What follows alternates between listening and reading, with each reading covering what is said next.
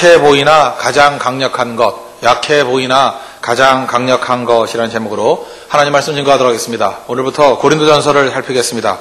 고린도전서는 고린도 교회라는 구체적인 교회에 보낸 서신입니다. 그러니까 가상적인 것이 아니라 실제적으로 사람들이 모여있는 실제적인 교회, 구체적인 교회에 보낸 편지라는 것입니다. 오늘 2절을 보시면 고린도에 있는 하나님의 교회, 곧 그리스도 예수 안에서 거룩하여 이렇게 쭉 나옵니다. 고린도에 있는 구체적인 하나님의 교회에 보낸 편지라는 것입니다. 오늘은 교회가 무엇인지 한번 살펴보겠습니다. 교회에 대한 간단한 스케치를 해보겠습니다. 우리가 많은 사람들 교회에 그러면 생각나는 것이 무엇입니까? 말로 표현하던 말로 표현하지 않던 사람들의 마음 가운데는 완벽하다 이런 느낌을 가지고 있는 것 같습니다. 그래서 교회에 그러면 뭔가 세상과는 다르고 교인들 그러면 세상과는 다른 변화된 사람들이 모여있는 모임 이렇게 생각을 합니다. 심지어 교회를 공격하는 사람들조차도 그런 전제가 깔려 있는 것 같습니다. 그래서 무의식 중에 툭 튀어나오는 얘기가 있죠. 교회가 왜 이래? 이러잖아요. 교회가 왜 이래? 무슨 얘기입니까? 상당히 마음속에 높은 기준을 가지고 있었는데 그 기준에 부합되지 않는다 그 얘기죠. 그러니까 교회가 왜 이래? 그 얘기 무슨 얘기입니까? 마음속에 교회는 거의 완벽하다. 교회는 이래서는 안 된다라는 높은 기준이 있기 때문에 그렇다는 것입니다. 그러나 저는 완벽한 교회를 추구하는 건 바른 모습이 아니라고 생각합니다. 완벽한 사람들이 모이는 것 절대로 교회 아닙니다. 오늘 이 구체적인 고린도 교회를 한번 보십시오. 고린도 교회는 어떤 교회냐? 이제 장차 쭉 살피게 되겠지만 고린도 교회를 보면은 첫째 모인 사람들이 굉장히 각양각색의 다양한 사람들이 모였습니다. 첫 번째 나타나는 사람들이 유태인 장사꾼이 있고 거기다가 떠돌이 집시가 있고 또 그리스 사람이 있습니다. 매춘부가 있습니다. 심지어 이 교도에게 우상 숭배하던 물론 과거에 그랬겠죠. 그랬던 전력이 있는 사람들이 모여있는 교회입니다. 그러니까 다양한 인종의 다양한 직업의 다양한 사람들이 모이는 것이 고린도 교회였다는 것입니다. 그게 교회입니다. 거기다가 이제 고린도 전서가 사실 다루게 되는 많은 교회 문제들을 다루는데 이들은 얼마나 형편없는 사람들이었냐면 모이면 싸웁니다. 모이면 밤낮 파벌져서 싸웁니다. 나는 바울파다, 뭐 아볼로파다, 게바파다, 또 심지어 그리스도파 이런 것도 있습니다. 그죠? 파벌을 나눠놓고 밤낮 싸움합니다. 분열을 일삼습니다. 거기다가 입에 담기도 부끄러운 근친상간을 하는 교회였습니다. 근친상간. 그런 사람들이 교인 가운데 있었어요. 이건 뭐 지저분해도 이렇게 지저분할 수가 없죠. 거기다가 성만찬을 할 때, 지금이야 성만찬을 할 때 뭐 떡도 이만큼 주고 뭐 포도주도 조금 주고 그러지 않습니까? 근데 이 초대교회만 해도 성만찬이 말 그대로 식사였어요. 그리고 성만찬을 하려고 그러면 성도들이 다 올 때까지 기다리고 있어야 될 거 아닙니까? 근데 성도들이 오기도 전에 배고프다가 먼저 다 먹는, 그죠? 먹다 망할 놈들, 이런 들이 모인 교회였습니다. 그러니까 어떤 분위기인지 알겠죠? 전혀 절제도 없고, 양보도 없고, 자기 멋대로의 교회. 그게 고린도 교회였습니다. 그래서 고린도 교회를 쭉 바라보면서 느끼는 감정이 뭐냐 하면, 혼란스럽다. 그죠? 뒤죽박죽이다. 뭐 이런 느낌을 받는다는 것입니다. 그런데 우리를 하여금 더 놀라게 만드는 건 뭐냐? 교회 이런 모습도 있지만, 이런 교회를 향해서 오늘 2절에 하나님의 성령께서 뭐라고 말씀하시나 보라는 거예요. 2절을 보십시오. 고린도에 있는 하나님의 교회 곧 그리스도 예수 안에서 거룩하여 지고 거룩하여졌대요. 거룩하여질 것이다라는 미래형이 아니라 이미 거룩해졌대요. 이 교회가 거룩하대요. 글쎄 거기다가 성도라 부르심 입은 자들 나중에 변화되면 성도라고 부를 것이다가 아니고 지금 성도래. 성도 세인트래요. 성인이래요. 혼란스럽지 않습니까? 어떻게 이렇게 혼란스럽고 이렇게 지저분하고 한 사람들이 거룩하여졌다라고 말할 수 있고 또 이런 사람들이 어떻게 성도라고 불림받을 수 있느냐 혼동스럽습니다. 이게 납득이 됩니까? 그 유진 피터스란이라는 분이 이런 분이 얘기했습니다. 참된 교회의 특징은 두 가지가 있다. 첫 번째는 신비, 두 번째는 혼란이다. 제가 볼 때 교회에 대한 설명 가운데 이거보다 더 멋진 설명은 없다고 생각을 합니다. 성도들을 바라볼 때 항상 엉성합니다. 시끌벅적합니다. 그런데 그렇게 오합지졸 같은 사람들에게 하나님의 임재가 있어요. 하나님의 능력이 임합니다. 그러면 그런 혼란스럽고 오합지졸 같은 사람이 거룩해지는 거예요. 그들에게 능력이 나타나는 거라고요. 왜요? 하나님의 임재라는 신비가 있기 때문에. 그래서 교회는 신비와 동시에 혼란을 같이 느낀다는 것입니다. 교회는 어찌 보면 혼란스러울 수밖에 없죠. 왜요? 초신자들이 자꾸만 들어오니까 예수 믿자마자 삶이 다 변화가 되는 게 아니잖아요. 그러니까 혼란스러워야 됩니다. 시끄러워야 됩니다. 그래서 어떤 의미에서 우왕좌왕해야 됩니다. 그런데 그런 사람들에게 하나님의 임재가 있다는 거예요. 신비죠, 신비. 그 안에서 하나됨이 이루어지고 그 안에서 능력이 나오고 그 안에서 변화가 나오더라는 것입니다. 이게 교회의 모습이라는 거예요. 반면에 가짜 교회의 모습은 어떠느냐? 첫째는 형식주의래요. 두 번째는 거짓된 질서가 있답니다. 가짜 질서. 잘 보십시오. 우리가 형식주의에 있다는 건 뭐예요? 진실된 내 자신의 모습을 하나님께 드러내는 게 아니라 가면 쓰고 나타나고 껍데기 갖고 나타나는 것입니다. 진짜가 아니죠. 그러니까 생명이 역사할 리가 없죠. 또 하나는 질서가 있긴 있는데 그 지금 질서가 거짓 질서, 죽은 질서입니다. 죽어있는 공동묘지 같은 질서. 이거는 생동함이 있는 모습이 아니잖아요. 그래서 교회는 항상 혼란스러움이 있어야 돼요. 이건 뭐예요? 우리 있는 모습 그대로를 드러내는 거죠. 근데 그 안에 하나님의 임재를 통해서 신비롭게도 하나 되는 모습, 그게 교회라는 것입니다. 그래서 굉장히 약해 보이지만 교회는 강력합니다. 왜? 하나님의 임재가 있기 때문에. 사도 베드로에게 예수님께서 이렇게 말씀하십니다. 마태복음 16장 18절에 너는 베드로라 내가 이 반석 위에 내 교회를 세우리니. 이 반석 위라는 것은 베드로의 신앙 고백 위에 내 교회를 세우리니 그 뜻입니다. 음부의 권세가 이기지 못하리라. 약해 보이지만 교회는 강하다는 것입니다. 왜? 음부의 권세가 손도 대지 못할 만큼 강력한 하나님의 도우심이 있기 때문에 그렇다는 것입니다. 그래서 교회 정리하면 혼란스럽습니다. 그죠? 부족함이 있습니다. 그래서 하나님의 임재로 말미암아 신비로운 하나됨과 능력이 드러나는 것, 그게 교회라는 거예요. 그러면 하나님의 임재를 느끼기 위해서 하나님의 임재가 있어야 된다 그랬죠. 임재가 있어서 제일 중요한 게 뭐냐? 그게 예배라는 것입니다. 혼란 중에도 신비를 느끼는 것, 그리고 연약한 가운데도 강력함을 맛보는 것, 그게 하나님의 임재인데 그 임재는 예배를 통해서 온다는 것입니다. 요한복음 4장 23절을 보면 아버지께 참되게 예배하는 자들은 영과 진리로 예배할 때가 오나니, 옛날 성경에는 신령과 진정으로 그랬죠. In spirit and in truth. 그래서 영과 진리로 예배할 때가 오나니 곧 이때라. 아버지께서는 자기에게 이렇게 예배하는 자들을 찾으시느니라. 아버지께서 누굴 찾는다고요? 예배하는 자를 찾으시고 예배하는 자에게 임재해 주신다는 것입니다. 우리 장로교의 기본적인 신앙 고백이 웨스트민스터 신앙 고백인데 거기에 일문 일답이 뭡니까? 사람의 제일 되는 목적이 뭐냐? 하나님을 영화롭게 하는 것, 예배 드리는 것과 그를 영원토록 즐거워하는 것. 그러니까 우리가 신앙생활 잘한다는 것, 이 땅에서 잘 살아간다는 건 뭐냐면 예배 잘 드리고 하나님께서 주신 능력과 은혜 가운데서 즐거워하는 거예요. 누리고 사는 거, 기뻐하고 사는 거. 그게 신앙생활 제일 잘하는 모습이라는 것입니다. 예배와 기쁨과 즐김과 누림. 이 삶이 있어야 된다는 거예요. 그래서 신앙생활이 있습니다. 예배 잘 드린다 그러고 인상 쓰고 아무것도 누리지 못하고 불행하게 살아가는 것. 이게 신앙생활 잘하는 거 아닙니다. 반면에 또 예배는 제대로 드리지 아니하고 쾌락을 쫓아가는 거. 그건 가짜 기쁨이거든요. 이거 제대로 신앙생활이 아니라는 거예요. 두 가지 균형이 있어야 된다는 것입니다. 하나님을 영화롭게 하는 예배와 동시에 예배로부터 흘러나오는 그 모든 능력과 은혜를 받아가지고 그를 영원토록 즐거워하며 살아가는 거. 그래서 그리스도의 삶 가운데 예배가 있습니다. 뒤집어 보면 기쁨이 있습니다. 기쁨을 봅니다. 그 뿌리가 어디냐? 예배에 있습니다. 이게 성도의 삶의 능력이라는 것입니다. 오늘도 우리가 많은 사람들이 예배를 통해서 하나님을 만나지 못했기 때문에 생명의 그를 만나지 못했기 때문에 헐떡이고 넘어지는 인생을 산다는 거예요. 고린도전서 1장 9절 보니까 너희를 불러 그의 아들 예수 그리스도 우리 주와 더불어 교제하게 하시는 하나님을 이쁘시도다. 그러니까 예배가 뭡니까? 살아계신 하나님과 이렇게 교제하는 것입니다. 이 생명과 만나면 생명으로 충만해진다는 거예요. 불을 만나야 불이 붙지 않습니까? 촛불에 불이 있을 때 또 다른 불을 만나야 불이 붙잖아요. 마찬가지로 인생도 생명 대신 하나님을 만나야 우리 속에서 생명의 역사가 나타나기 시작한다는 것입니다. 예배 드릴 때 보면 성도들의 얼굴 가운데 두려움이 있습니다. 어떤 의미에서 이렇게 눌림이 있습니다. 기쁨이 하나도 없고 짜증스러움이 있습니다. 어떤 데는 지쳐서 비틀거림이 있어요. 견딜 수 없어서 죽겠다는 사람이 있습니다. 그런데 생명 대신 하나님을 만나면 그의 삶이 변화가 돼요. 활력이 생겨요. 생명력으로 충만해진다고요. 속에 죽었던 것이 다시 살아나는 능력이 나타나기 시작합니다. 아모스서 8장 12절 보니까 사람이 이 바다에서 저 바다까지 북쪽에서 동쪽까지 비틀거리며 여호와의 말씀을 구하려고 돌아다녀도 얻지 못하리니.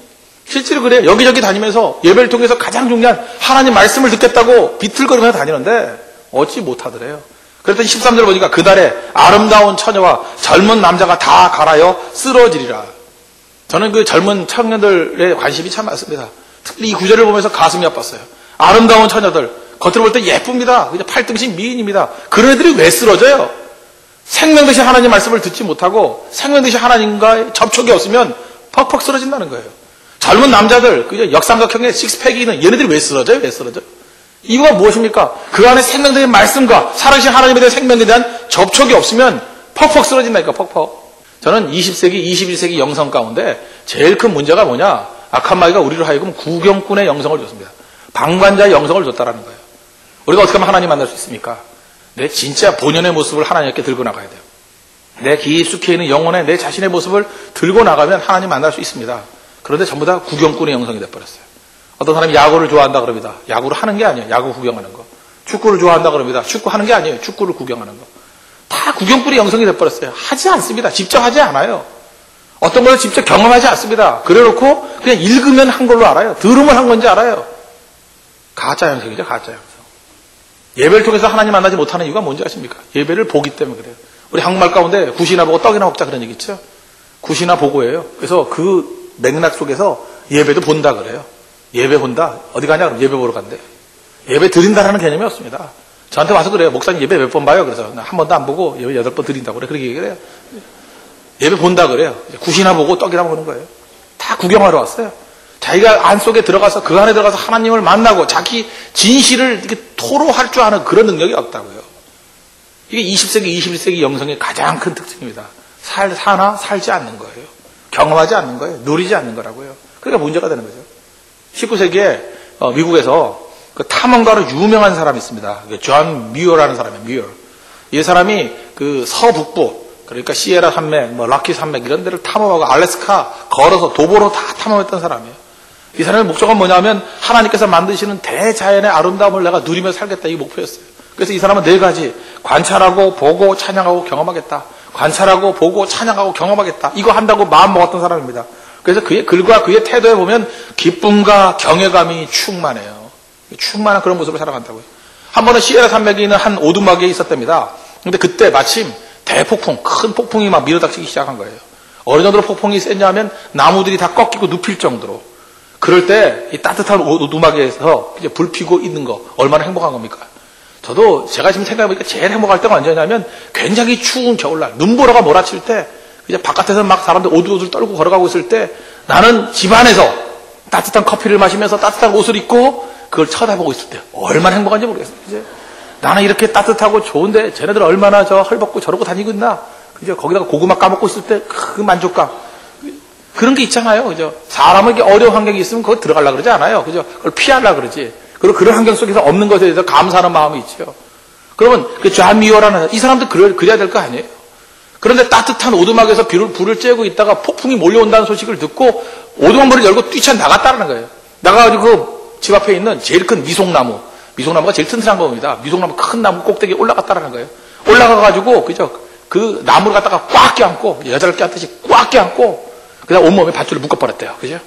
그리고 태풍아 와라 그랬다는 거예요. 폭풍아 와라. 폭풍이 왔죠.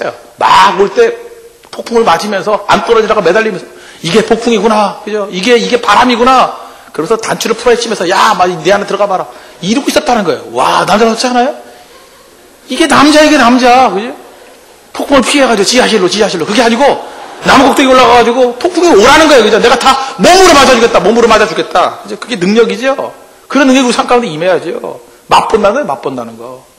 여러분 맛보는 게 있습니까? 밖에서 비가 올 때 비를 맞아봤어요? 밖에서 황사가 올 때 황사를 맞아봤어요?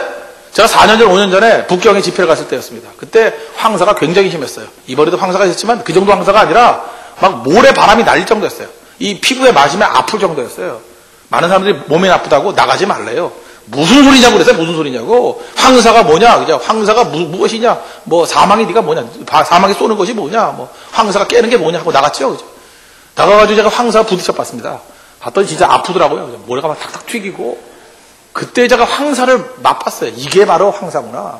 여러분 아프리카에서 부는 그 히로코라는 바람이 있습니다. 그게 모래바람이거든요. 그런 바람을 갖다가 실제로 맞아보지 않고 어떻게 알겠어요? 저는 황사를 통해서 모래바람을 체험했어요. 아, 이게 성경에서 나오는 모래바람이구나. 여러분 성령의 바람이라고 그러는데 성령의 바람을 맞아봤어요? 바람이 뭔지를 알아요? 성령의 바람이 뭔지를 알죠? 바람을 불면 맨날 집에만 들어갔죠? 바람을 불면 맨날 코트를 껴입고 있었죠? 비가 올 때 나가봤어요? 밤낮 우산 쓰고. 난 눈 올 때 우산 쓰는 그 낭만하는 인생들 인간자가 취급도 안 해, 나 그죠? 눈을 왜 막아요, 눈을? 눈은 맞으면서 가라고. 맞으라고 있는 거지. 비도 올 때 비 맞아봤어요? 비를 갖다가 얼굴에 맞을 때마다 피부에 그 튀길 때 그 느낌, 와, 이 느낌이군요. 그런 거. 여러분, 바람 불 때 한강에 나가봤어요?